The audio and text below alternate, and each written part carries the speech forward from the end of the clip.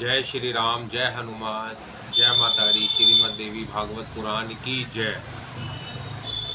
विश्वामित्र की दक्षिणा चुकाने के लिए राजा हरिश्चंद्र का काशी गमन, रानी से बातचीत, ब्राह्मण के हाथ रानी और राजकुमार का विक्रय। राजा हरिश्चंद्र ने कहा, उत्तम व्रत का पालन करने वाले मुनिवर, मेरी प्रतिज्ञा है कि आपको बिना सुवर्ण दिए मैं भोजन नहीं करूंगा। आप विषाद ना करें। मेरा जन्म सूर्य वंश में हुआ है। मैं एक क्षत्रिय नरेश हूँ। मनुष्यों की अभिलाषा पूर्ण करने वाला राजस्व यज्ञ मेरे द्वारा संपन्न हो चुका है। सवामीन द्विज सत्तम, इच्छा अनुसार दान देकर फिर मैं नाही कैसे कर सकता हूँ। आपका ऋण चुकाना मेरे लिए परम कर्तव्य है। शांत रहिए, मैं आपको अभिष्ट सुवर्ण अवश्य प्रदान दूंगा। हाँ, जब तक मुझे धन ना मिले तब तक कुछ समय के लिए आप कृपया प्रतीक्षा करें।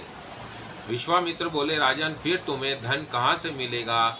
राज्य हाथ से चला गया, खजानों पर तुम्हारा अधिकार रहा नहीं, अर्थ उपार्जन करने की साधनभूता सेना तुम्हारे पास रही नहीं। राजन, अब तुम्हें धन की आशा करना बिल्कुल व्यर्थ है। मैं क्या करूं? तुम निर्धन व्यक्ति को धन के लोभ से मैं पीड़ित भी कैसे करूं? अतः राजन, कह दो, अब मैं नहीं दे सकूंगा। तब मैं धन पाने की अपनी बड़ी आशा छोड़कर चला जाऊंगा। राजेंद्र, मेरे पास सोना नहीं है, आपको क्या दूं? यो कहकर स्त्री और पुत्र के साथ अब तुम्हें इच्छा अनुसार चले जाना चाहिए। व्यास जी कहते हैं, राजन, महाराज हरिश्चंद्र ने विश्वामित्र मुनि की यह बात सुनकर उत्तर दिया, ब्राह्मण, आप धैर्य रखें, मैं आपको धन अवश्य दूंगा। द्विजवर, मेरा मेरे पास और कुछ भी नहीं बचा है, यह सत्य है, परंतु स्त्री का और पुत्र का पवित्र शरीर तो अविशेष है। इन्हें बेचकर मैं आपका ऋण अवश्य चुकाऊंगा। द्विजेंद्र प्रभु, आप काशीपुरी में किसी ग्राहक का अन्वेषण कीजिए। स्त्री है, पुत्र सहित मैं आपकी सेवा करूंगा। मुने हम सब लोग उसके हाथ बिक जाएंगे। आप हमारे मूल्य से 2.5 बार सोना लेकर संतुष्ट हो जाए। इस प्रकार कहकर पत्नी और पुत्र के सही राजा हरिश्चंद्र उस काशी में चले गए जहाँ स्वयं भगवान शंकर प्राण पिया उमा के साथ विराजते हैं। मन में आह्लाद उत्पन्न करने वाली उस दिव्यपुरी को देखकर राजा ने कहा, यह पुरी बड़ी ही दैत्यमान है। इसके दर्शन पाकर मैं कृतार्थ हो गया। फिर वह गंगा के तट पर गए, स्नान और देवताओं का तर्पण किया। देवार्चन विधि संपन्न करके वे चारों ओर घूमकर देखने लगे। उस दिव्य काशीपुरी में जाने पर राजा ने सोचा, यह पुरी त्रिशूलधारी भगवान शंकर की संपत्ति है।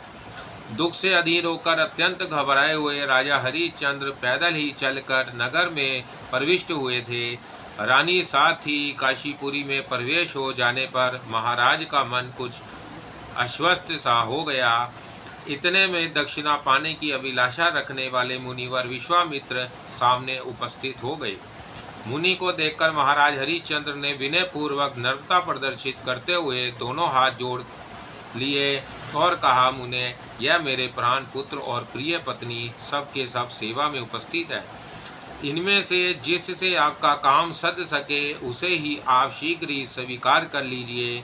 मुनिवर, यदि हमसे अन्य भी कोई कार्य होने की संभावना हो तो वह भी बताने की कृपा करें।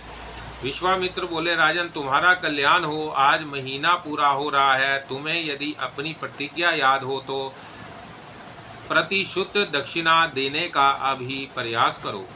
राजा ने कहा, ज्ञान और तप के बल से शोभा पाने वाले ब्राह्मण, आज अवश्य ही महीना पूरा हो जाएगा, परंतु अभी आधा दिन अवशेष है।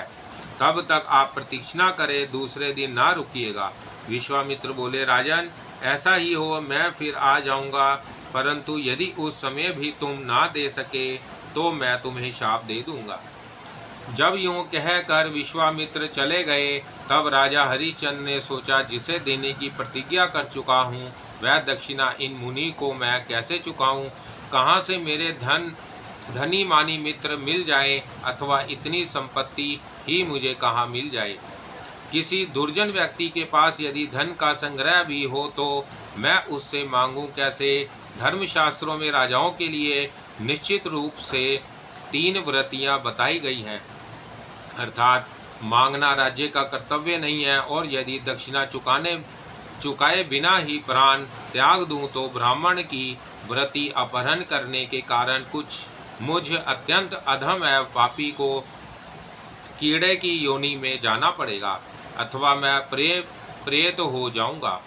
इससे अच्छा है कि अपने को बेच ही डालूं।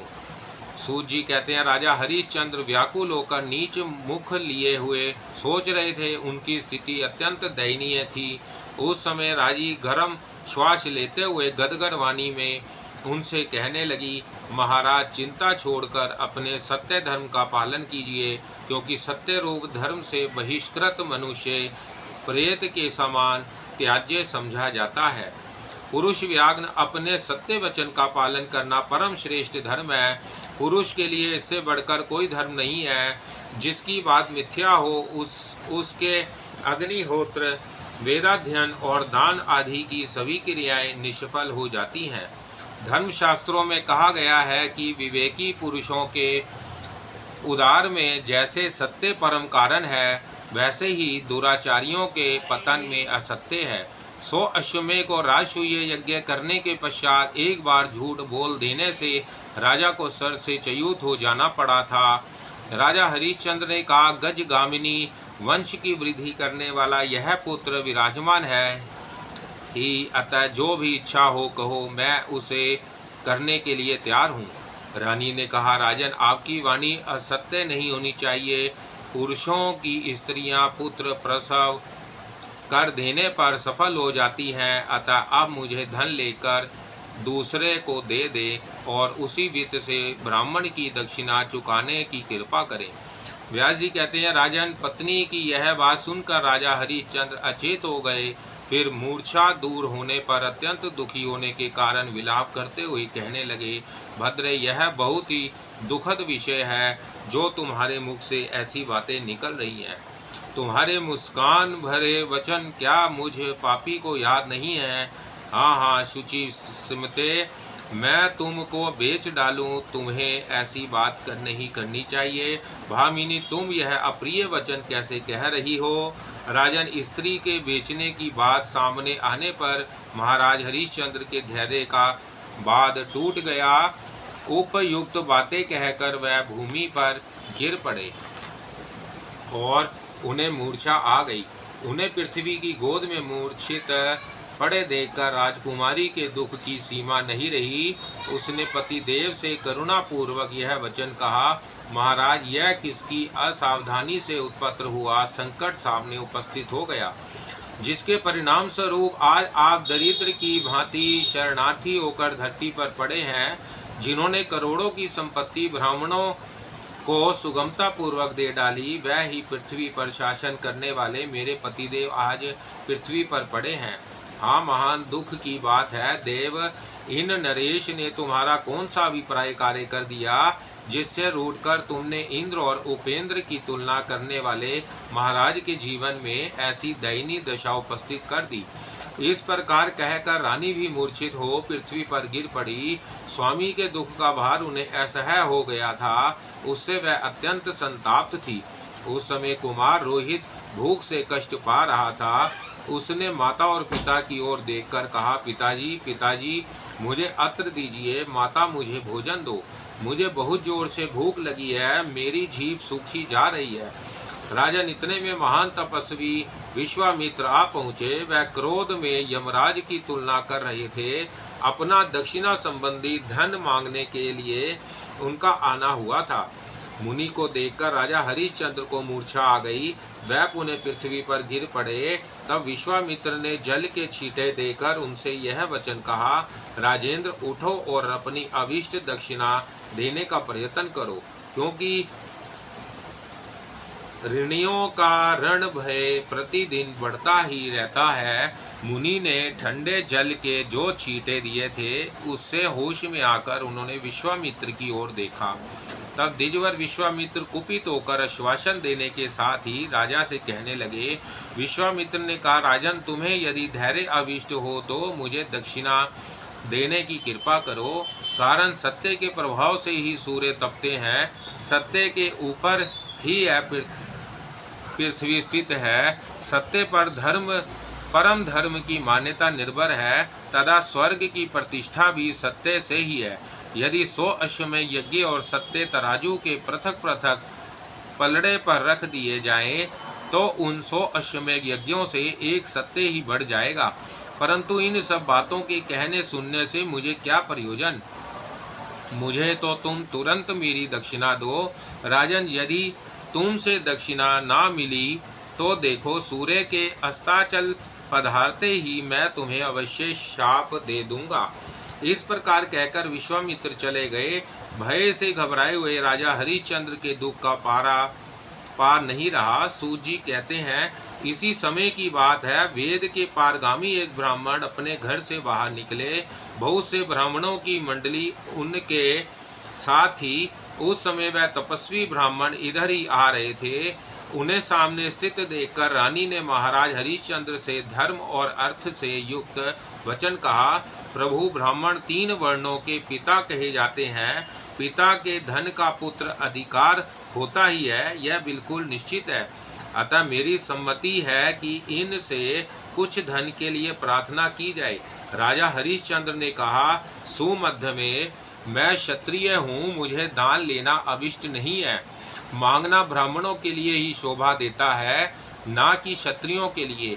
ब्राह्मण संपूर्ण वर्णों के गुरु हैं, उनकी तो सदा पूजा करनी चाहिए, अतः गुरु से याचना करना उचित नहीं है। क्षत्रिय तो इस नियम के अधिक पोषक है। दान देना, पढ़ना, यज्ञ करना, शरण में आए हुए को अभय बनाना और प्रजा की रक्षा करना, यह ही कर्म क्षत्रिय के लिए विहित है। क्षत्रिय इस प्रकार का दीन वचन कभी ना कहे कि मुझे कुछ दीजिए। देवी, मैं देता हूँ, यह वचन मेरे हृदय के कोने कोने में भरा है। अतः कहीं से भी धन का उपार्जन करके ब्राह्मण को देने के लिए मैं तत्पर हूँ।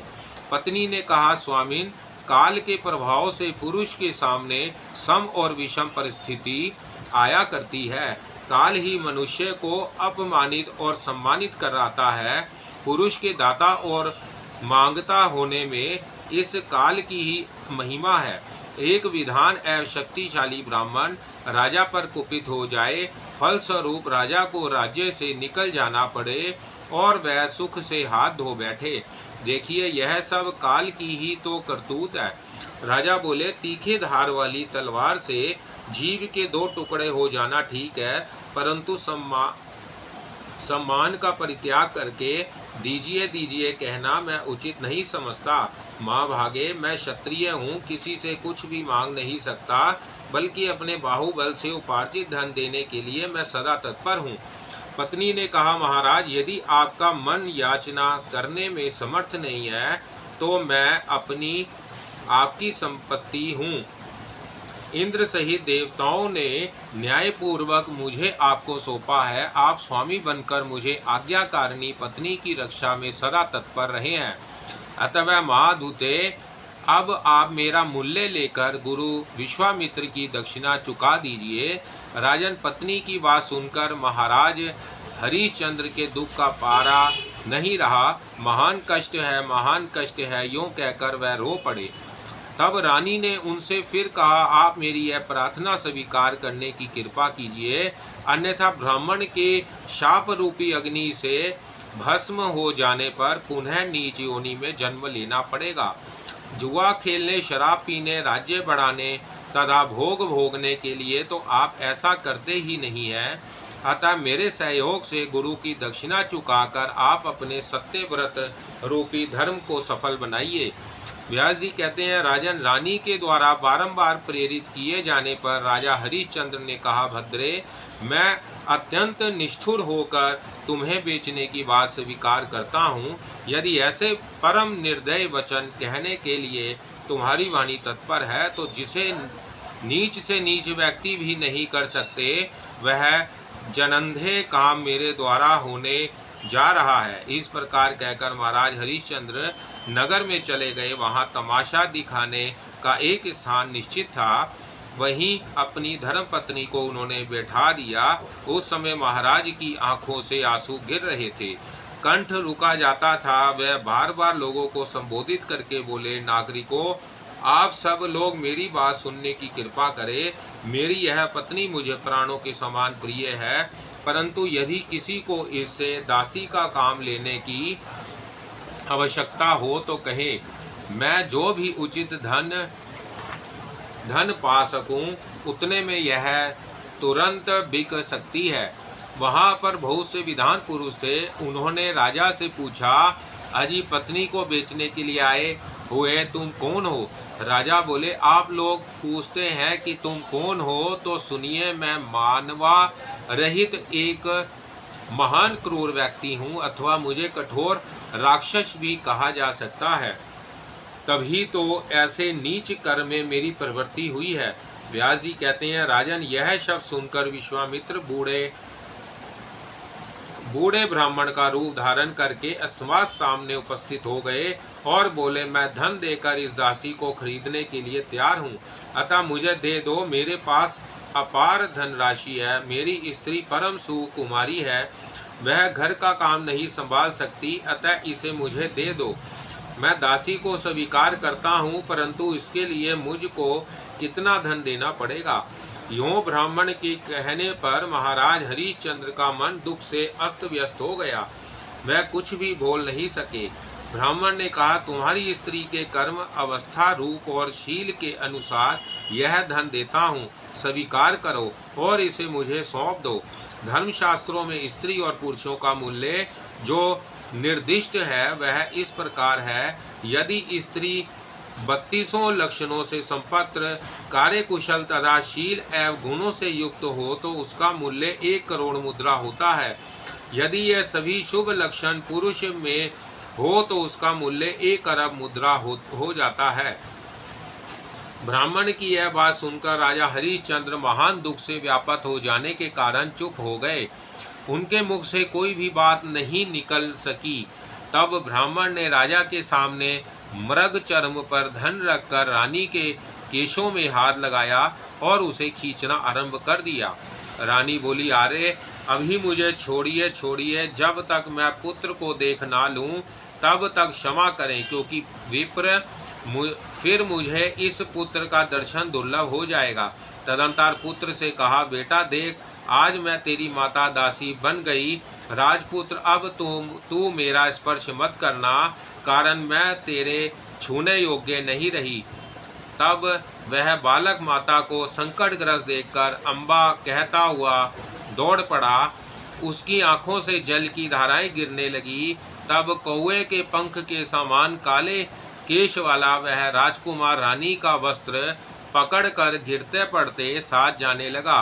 तब ब्राह्मण ने उसे डांटा, फिर भी वह बालक अम्बा अम्बा कहता माता को छोड़ ना सका।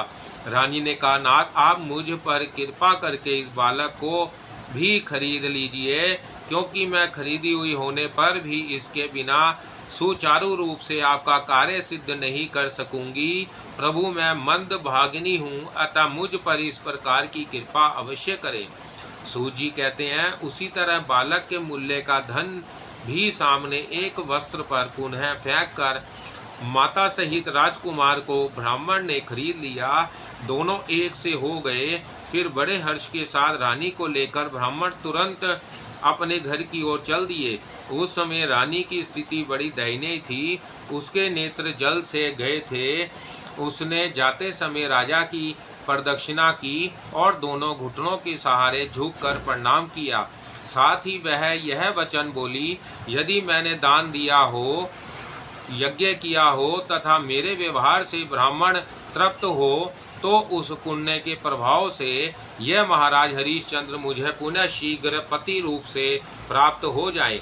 राजा रानी के प्रति प्राणों से भी बढ़कर गौरव बुद्धि रखते थे। ऐसी भार्या को पैरों में पड़ी देखकर हा हा करते हुए रो पड़े। उनकी संपूर्ण इंद्रियों में घबराहट उत्पन्न हो गई। वह कहने लगे, सत्य और शील आदि गुणों से संपन्न यह भार्या मुझसे पृथक होकर कैसे जा रही है? वृक्ष की छाया वृक्ष को छोड़कर चली जाए, यह कदापि संभव नहीं है।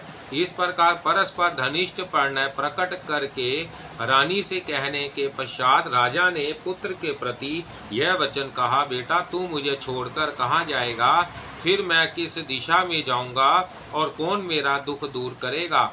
द्विजवर, राज्य छोड़ने तथा वनवासी होने से मैं महान दुखी हूँ।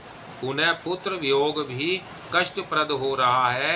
यूँ कहकर राजा हरिश्चंद्र रानी को लक्ष्य करके कहने लगे, स्त्रियों का कर्तव्य है कि वह संसार में पति के पास रहकर सदा उसके सुख की सामग्री बनी रहे। फिर कल्याणी, तुम दुख को अपना साथी बनाकर मुझसे कैसे अलग हो रही हो?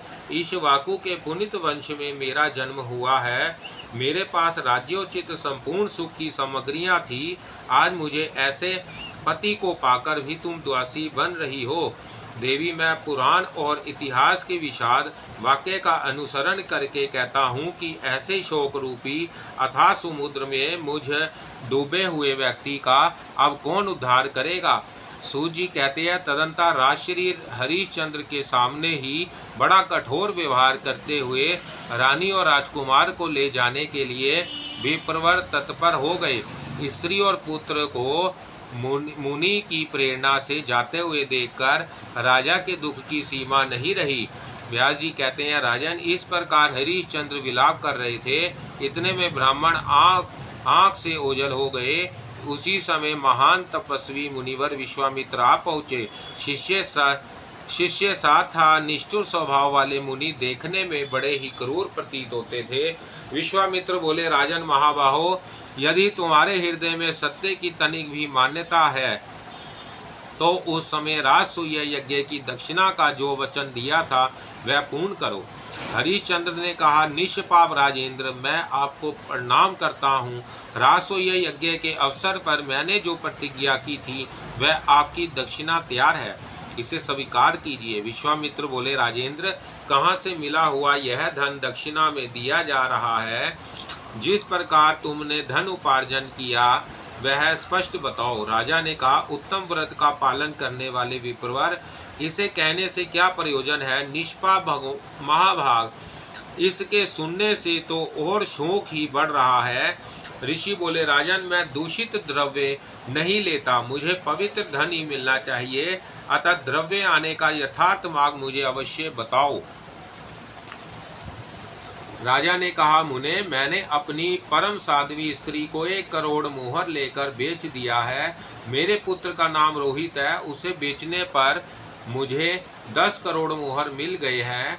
विप्र, इस प्रकार मेरे पास 11 करोड़ मुहरें जुटी हैं, आप इन्हें स्वीकार कीजिए। सूत जी कहते हैं, स्त्री पुत्र को बेचने से मिला हुआ धन विश्वामित्र की दृष्टि में थोड़ा जान पड़ा।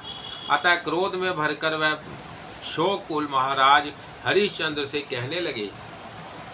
ऋषि ने कहा, राजन, राजसूय यज्ञ की दक्षिणा इतनी ही नहीं होती, अतः कोई दूसरा धन उपार्जन करो जिससे शीघ्र ही वह दक्षिणा पूर्ण हो सके।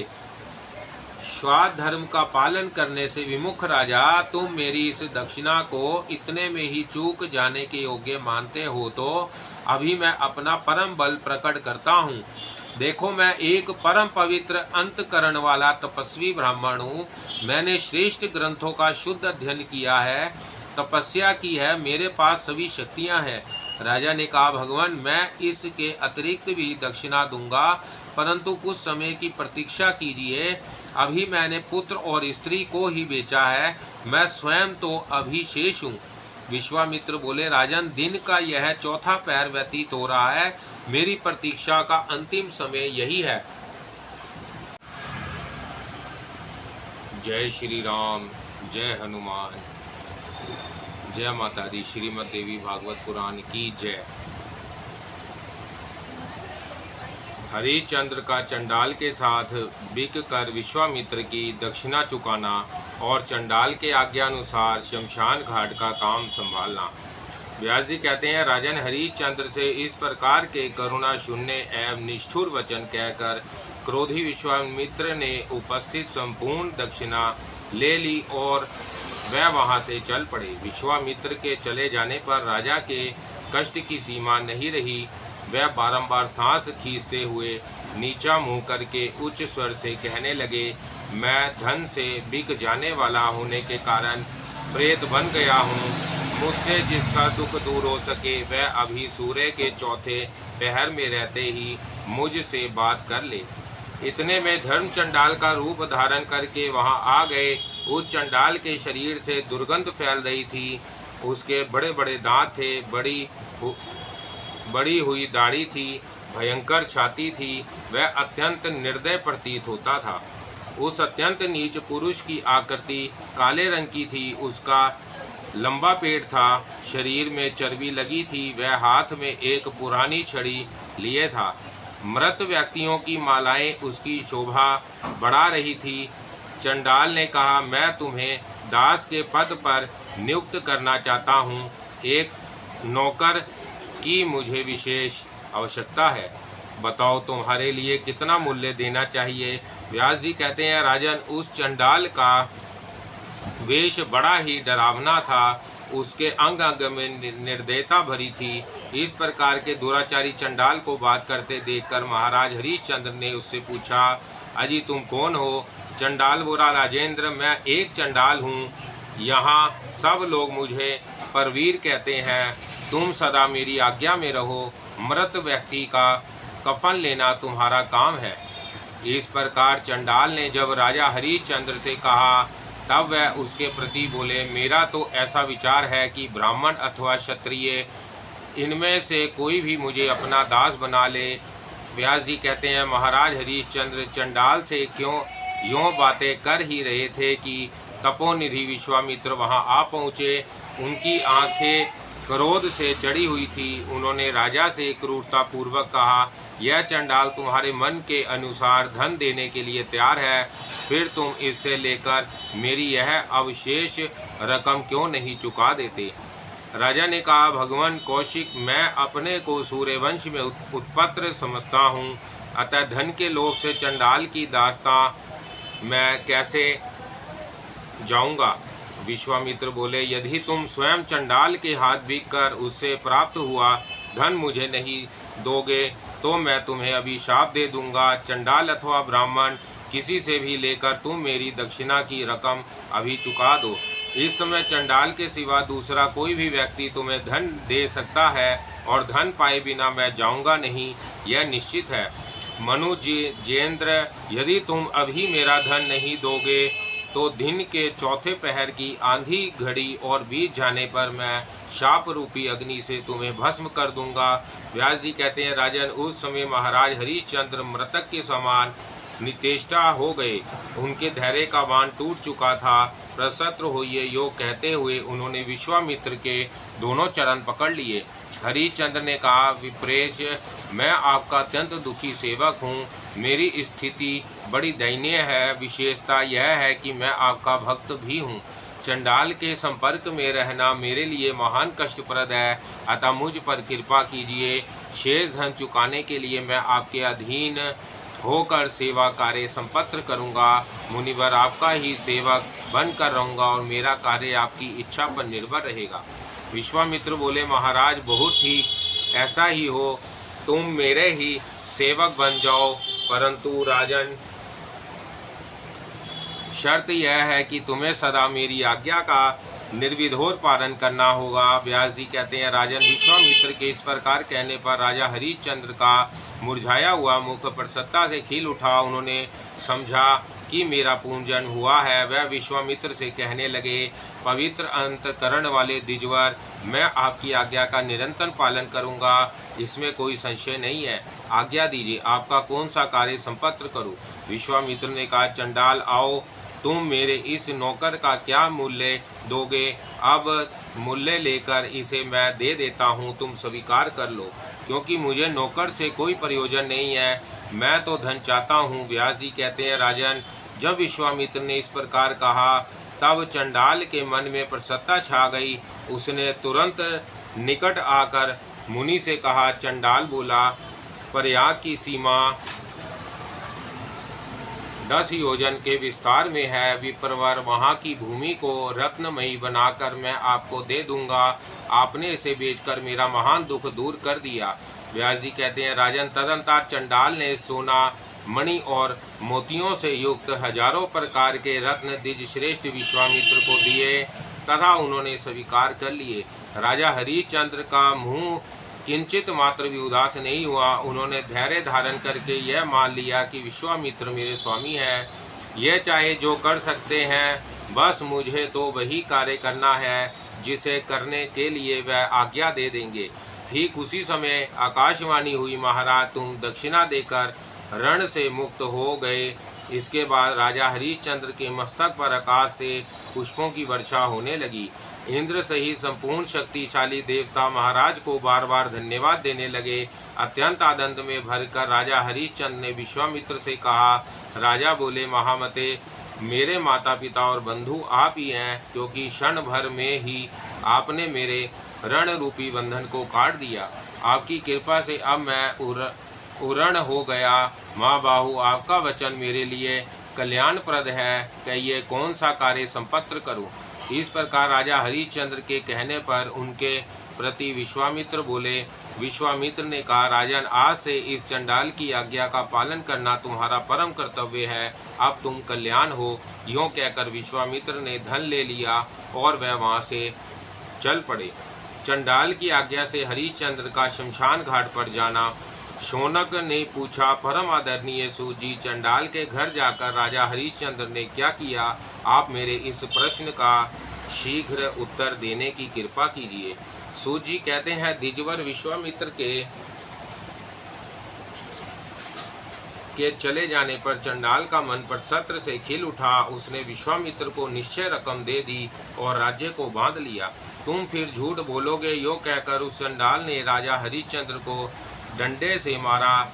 डंडे की चोट लगने से उनका चित्त चंचल हो उठा, उनकी इंद्रियां व्याकुल हो गई।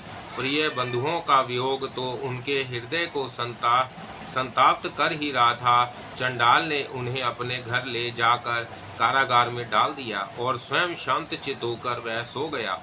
अब राजा हरिश्चंद्र का समय चंडाल के घर कारागार में व्यतीत होने लगा। उन्होंने अत्र और जल का परित्याग कर दिया था। वह निरंतर मन में सोचने लगे, मेरी दुर्बल स्त्री दया की पात्र है। दीन मुख वाले बालक को देखकर उसे असीम कष्ट होता होगा। वह मुझे याद करके सोचती होगी कि राजा हमें बंधन से मुक्त करेंगे। धन कमाकर प्रतिज्ञा की हुई रकम ब्राह्मण को चुका देंगे। रोते हुए पुत्र को तथा मुझको वह बुलाएंगे, तब मैं उनके पास चली जाऊंगी। फिर मेरा यह बालक पिताजी पिताजी कहकर रो पड़ेगा, तब उसे भी वह बुला लेंगे। मार्ग शावक के नेत्रों के समान सुंदर आँखों वाली मेरी उस प्रिया को पता नहीं है कि चंडाल हो गया हूँ।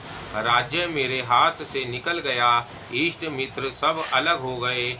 मैंने स्त्री या पुत्र को बेच दिया, फिर मुझे चंडालता स्वीकार करनी पड़ी। अहो, यह कैसी विधि विडंबना सामने आ गई। इस प्रकार महाराज हरिश्चंद्र चंडाल के घर रहते हुए निरंतर स्त्री और पुत्र का स्मरण करते रहे। देव के विधान से परम दुखी नरेश के यों 4 दिन बीत गए। जब 5वां दिन आया, तब दोपहर के समय चंडाल ने उन्हें कारागार से निकाला और शमशान पर मृत व्यक्तियों से कफन लेने की आज्ञा दी। उस क्रोधी चंडाल ने अत्यंत कठोर वचनों का प्रयोग करके बारंबार डांटते हुए हरिश्चंद्र से कहा, देखो, काशी के दक्षिण भाग में एक विशाल शमशान घाट है। तुम न्यायपूर्वक वहाँ की रखवाली करो। तुम्हें कभी भी वहाँ से हटना नहीं है। इस पुराने डंडे को लेकर तुम अभी वहाँ चले जाओ।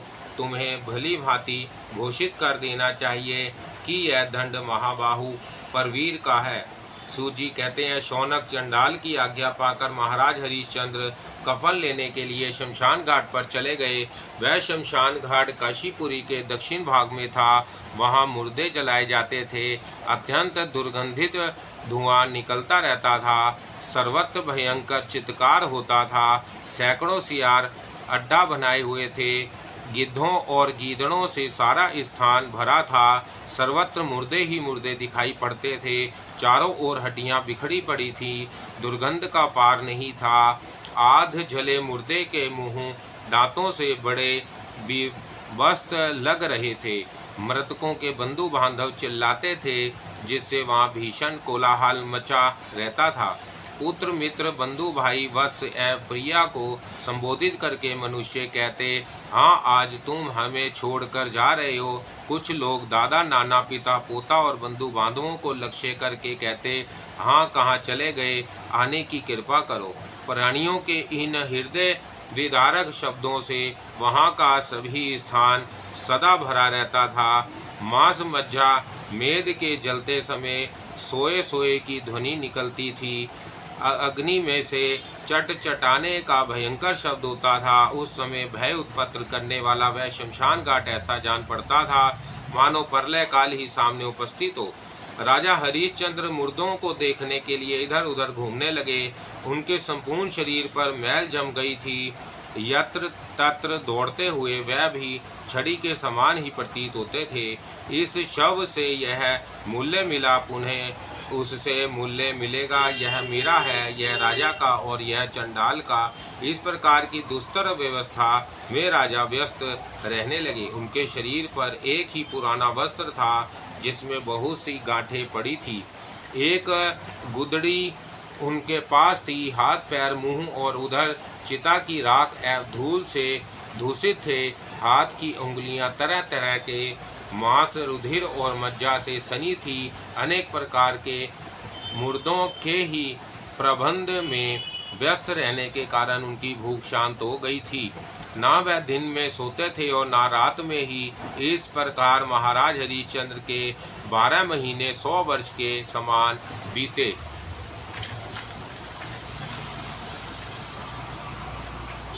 सांप के काटने से रोहित की मृत्यु, रानी का विलाप और उनके प्रति चंडाल का नृशंस व्यवहार।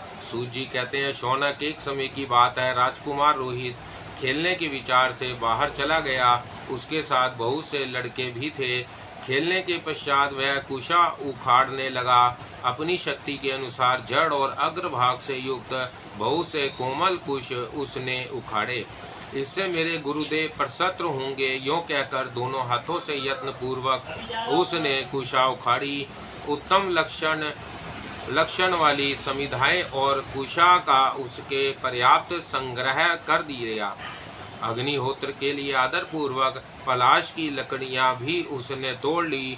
सबको लेकर एक बार बनाया और मस्तक पर रखकर वह पैदल ही चलने लगा। सुकुमार था ही चलते चलते थक गया। उस राजा राजकुमार रोहित को प्यास भी लग गई थी, अतः वह एक जलाशय पर पहुंचा।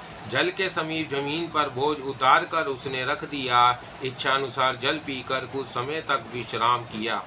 फिर वाल्मीकि के ऊपर जो बोझ पड़ा हुआ था उसे उठाने लगा। इतने में ही विश्वामित्र की प्रेरणा से एक महान विषधर काला सर्प बिल से निकला। उसकी आकृति अत्यंत भयंकर थी। उसने राजकुमार रोहित को काट लिया। काटते ही रोहित जमीन पर गिर पड़ा। रोहित मर गया। यह देखकर साथी बालक ब्राह्मण के आश्रम पर लौट गए। भय के कारण उन बालकों के हृदय में भी घबराहट उत्पन्न हो गई थी। अत्यंत उतावली के साथ रोहित की माता के सामने जाकर वह कहने लगे, वी प्रदासी, तुम्हारा पुत्र खेलने के लिए बाहर गया था, हम सभी साथ थे। वहाँ सर्प ने उसको डस लिया और इससे उसके प्राण बस चल बसे। उस समय व्रजपात की तुलना करने वाली यह बात सुनकर रानी मूर्छित हो जमीन पर गिर पड़ी, मानो जड़ कटा हुआ केले का वृक्ष हो। तब ब्राह्मण ने कुपित होकर रानी पर जल के छींटे दिए। क्षण भर में रानी को जब चेत हो गया तब ब्राह्मण उससे कहने लगा। ब्राह्मण बोला, दुष्टे, स्वयं काल के समय रोना अशुभ सूचक है। इससे घर में दरिद्रता आती है। इसको जानती हुई तू क्यों रो रही है? क्या तेरे हृदय में जरा भी लज्जा को स्थान नहीं है? इस प्रकार ब्राह्मण के कहने पर रानी ने कुछ भी उत्तर नहीं दिया। पुत्र शोक से संताप्त होकर वह बेचारी रोती ही रही। उसका मुख आंसुओं से भीग रहा था। सिर के बाल इधर उधर बिखरे थे। घोर दयनीय दशा को प्राप्त वह रानी धूल से दूषित थी। फिर क्रोध के आवेश में आकर ब्राह्मण ने रानी से कहा, दुष्टे, तुझे धिक्कार है, क्योंकि अपनी कीमत चुकाकर भी तुम मेरा कार्य करने में आनाकानी कर रही है। यदि तू इस काम को नहीं कर सकती थी तो मुझसे धन की क्यों लिया। इस प्रकार बारंबार निष्ठुर वाक्यों का प्रयोग करके ब्राह्मण रानी को डांटने लगा। रानी के नेत्रों से निरंतर जल बह रहा था। उसने दुख भरी वाणी में अपने रोने का कारण ब्राह्मण से बताया। स्वामीन, मेरा छोटा बच्चा बाहर गया था, उसे सर्प ने डस लिया है, जिससे उसकी मृत्यु हो गई। सुव्रत, मैं उस बालक को देखने के लिए जाना चाहती हूँ, मुझे आज्ञा देने की कृपा कीजिए, क्योंकि अब उस पुत्र का दर्शन मेरे लिए परम दुर्लभ हो गया है। यों करुणापूर्ण वचन कहकर रानी पुनः रोने लगी। तब उस क्रोधी ब्राह्मण ने उससे फिर कहा। ब्राह्मण बोला, नीच व्यवहार में तत्पर रहने वाली मूर्खे, क्या तुझे पाप की जानकारी नहीं है? देख, जो व्यक्ति स्वामी से वेतन लेकर उसका कार्य सुचारू रूप से नहीं करता, उसे अत्यंत भयंकर रौद्र नामक नरक में गिरना पड़ता है। एक कल्प नरक भोगने के पश्चात मुर्गे की योनि में उसकी उत्पत्ति होती है। यदि तेरे हृदय में किंचित मात्र भी परलोक का भय हो तो आकर तुरंत मेरे कार्य में लग जाना। उस समय इस प्रकार ब्राह्मण के कहने पर कांपती हुई रानी उसके प्रति बोली, नाथ, मुझ पर कृपा कीजिए, अब प्रसन्न हो जाए, मैं बालक को देख सकूं। केवल इतने समय के लिए ही मुझे वहां जाने की आज्ञा दीजिए। यूँ कहकर रानी ब्राह्मण के पैर पर अपना मस्तक झुकाकर गिर पड़ी। पुत्र के शोक से अत्यंत दुखी होने के कारण वह करुणा विलाप करके रोती रही।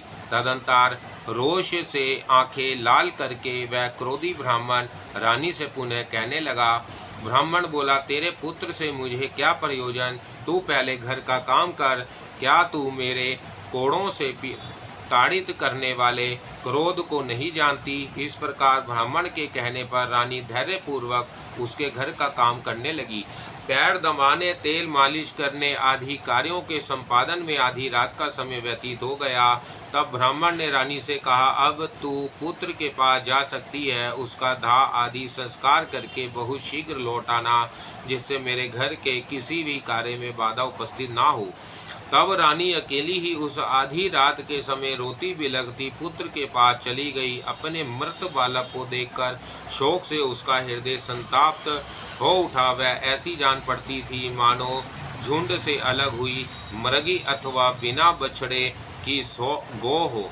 काशी से बाहर निकलने पर तुरंत ही उसका मृत कुमार दिखाई पड़ा। काठ कुशा और तृण के सहारे वह बालक जमीन पर रंक की भांति पड़ा था। उस समय दुख के कारण अत्यंत अधीर होकर परम निष्ठुर शब्द का प्रयोग करके रानी यों विलाप करने लगी, बेटा तू मेरे सामने आ जा, बता तो इस समय तू क्यों रूठ गया है? तू बार बार अम्बा अम्बा कहकर मेरे सामने सदा आया करता था।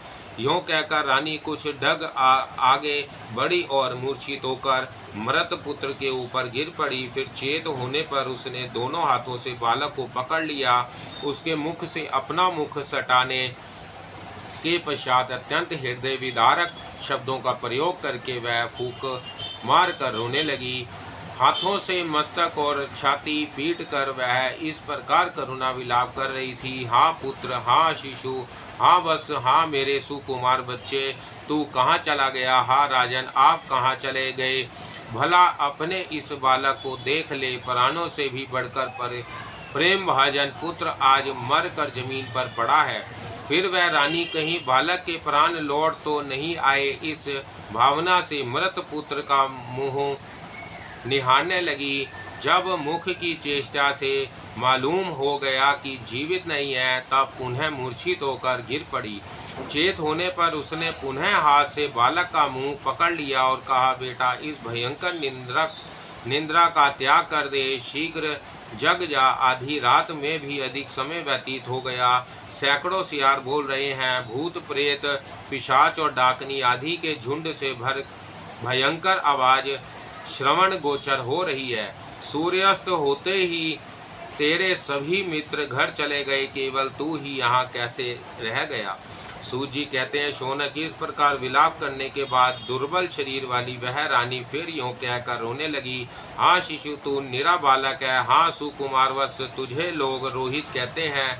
रे पुत्र, तू मेरे कहने पर कुछ उत्तर क्यों नहीं देता वत्स? मैं तेरी माता हूँ, क्या तू यह नहीं जानता? मेरी और दृष्टि फैला पुत्र, हमें देश से निकल जाना पड़ा।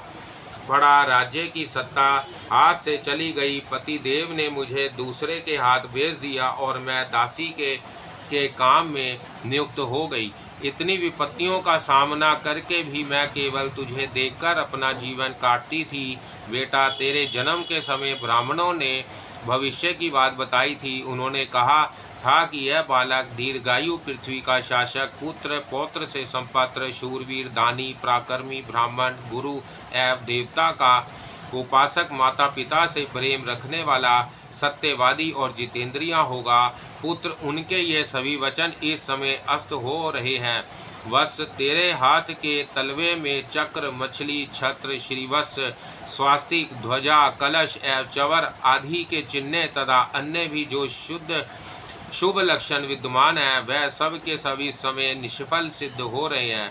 पृथ्वी पर शासन करने वाले, हाँ राजन, आपका राज्य, मंत्रिमंडल, सिंहासन, छत्र, तलवार और धन सब कहाँ चले गए? पुत्र, अयोध्या, गगनचुंबी महल, हाथी, घोड़े, रथ और प्रजा, इन सब के साथ ही तू भी मुझे छोड़कर कहाँ चला गया? हाँ कांत, हाँ राजन, आप यहाँ पधार कर अपने प्रिय पुत्र को देखें, जो खेलते हुए छाती पर चढ़कर कुकुम से उसे रंग देगा तथा उसके शरीर में लगे हुए कीचड़ से सभी आपकी छाती मलिन हो जाती है। और कभी गोद में बैठकर जो बालच पलता के कारण आपके मस्तक पर लगे हुए कस्तूरी मिश्रित चंदन को मिटा दिया करता था, जिसके मिट्टी लगे मुख को स्नेहवश आप चूमा करते थे, उसी के मुख पर आज मैं देखती हूँ कि मक्खियाँ भितर रही हैं। आज हाँ राजन, वही आपका पुत्र आज मरकर अकिंचन की भांति धरती पर पड़ा है, उसे देख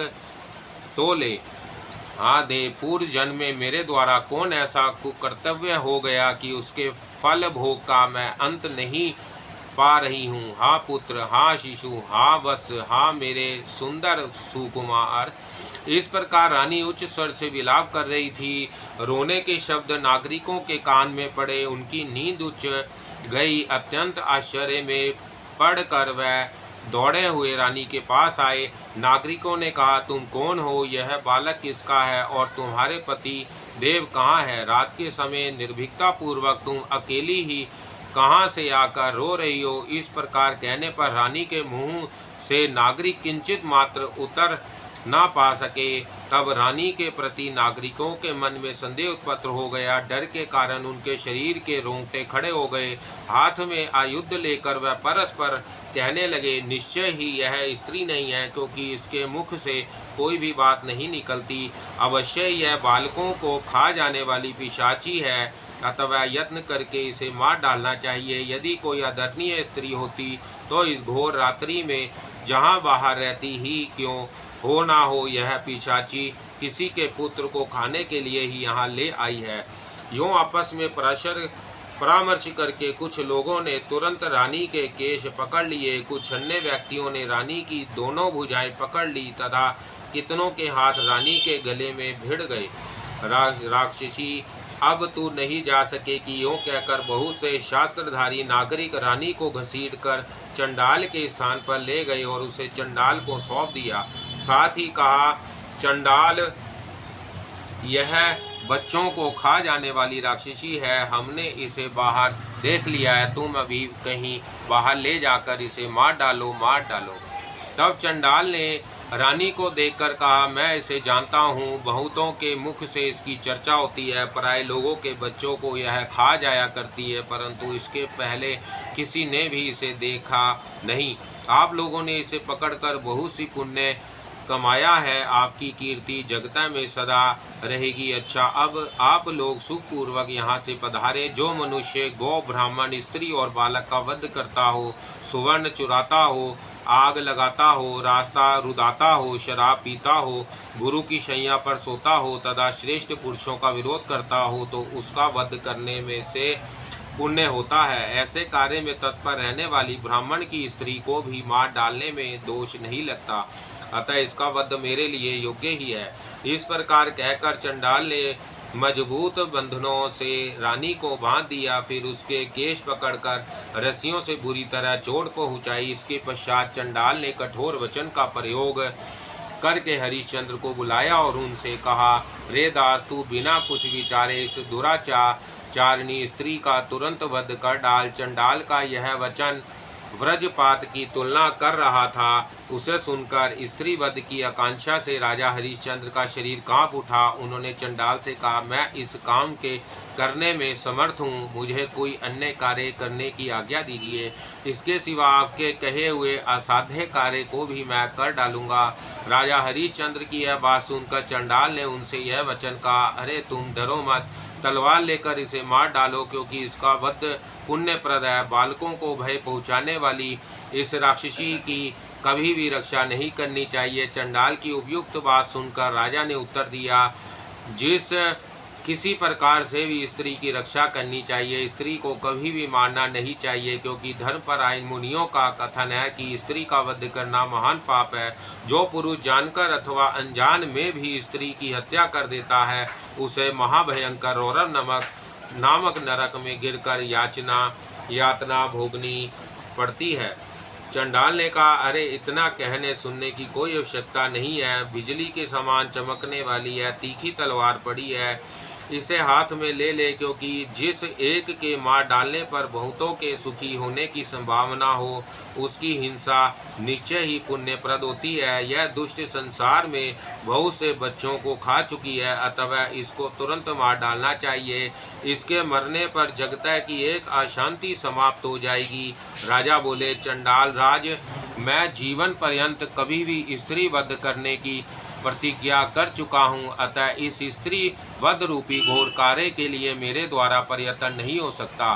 चंडाल ने कहा, दुष्ट, मुझ स्वामी के इस कार्य को छोड़कर दूसरा काम क्या है? तू अब वेतन लेकर मेरा काम क्यों नहीं करता है? जो स्वामी के मूल्य चुकाकर उसका कार्य अधूरा रखता है, उसका करोड़ों कल्पों तक नरक से उद्धार नहीं होता।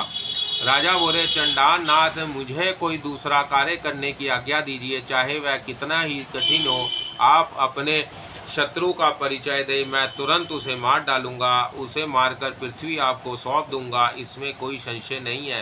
प्रधान देवताओं, नागों, सिद्धों और गंधर्वों से युक्त इंद्र को भी तीखे तीरों से मारकर परास्त कर दूंगा। तब महाराज हरिश्चंद्र की यह बात सुनकर चंडाल क्रोध में तमतमा उठा। राजा कांपने लगे। उसने उनसे पुनः कहा। चंडाल बोला, नौकरों के लिए जो बात कही गई है वैसा तेरा व्यवहार नहीं हुआ। चंडाल की सेवावर्ती स्वीकार करके तू देवताओं की सी बात करता है। दास, अधिक कहने से क्या प्रयोजन है? तू मेरी निश्चित बात सुन। निर्लज, यदि तेरे हृदय में किंचित मात्र भी पाप का भय है तो चंडाल के घर पर आ दास्ताई को स्वीकार की। अतः इस तलवार को उठा और तुरंत इस स्त्री के कमल जैसे मस्तक को धड़ से अलग कर दे। इस प्रकार कहकर चंडाल ने महाराज हरिश्चंद्र के हाथ में तलवार पकड़ा दी।